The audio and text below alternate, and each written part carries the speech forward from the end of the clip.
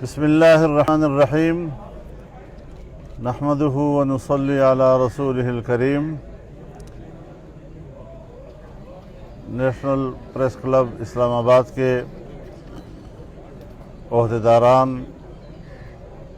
اراکین، میرے صحافی بھائیوں،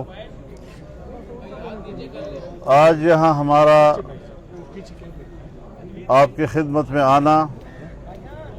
کل جو ایک افسوسناک واقعہ ہوا ہے اور یہاں پر پریس کلب کے اندر صحافیوں کے اوپر پولیس گردی کا مظاہرہ کیا گیا ہے،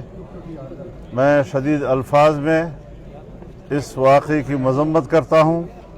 اور پوری صحافی برادری کے ساتھ اور پریس کلب کے اور ان کے اراکین کے ساتھ مکمل یکجہتی کا اظہار کرتا ہوں۔ ظاہر ہے ہر چار دیواری کا ایک تقدس ہوتا ہے۔ صحافی پرامن لوگ ہیں اور وہ اپنا دائرہ کار جانتے ہیں اور اس کو سمجھتے ہیں،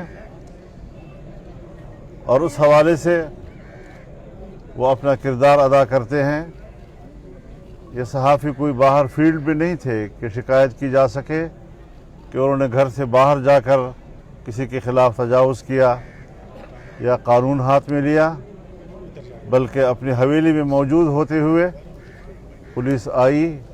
اور یہاں تشدد کیا، صحافیوں کو مارا پیٹا، اور یہ سب کچھ قانون سے بالاتر کیا گیا ہے۔ ظاہر ہے کہ اس کی اجازت جو ہے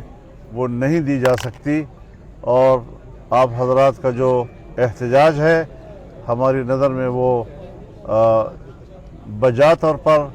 حق بجانب ہے، اور ماضی کی طرح آج بھی ہم اس مرحلے میں آپ کے شانہ بشانہ کھڑے ہیں۔ اللہ تعالیٰ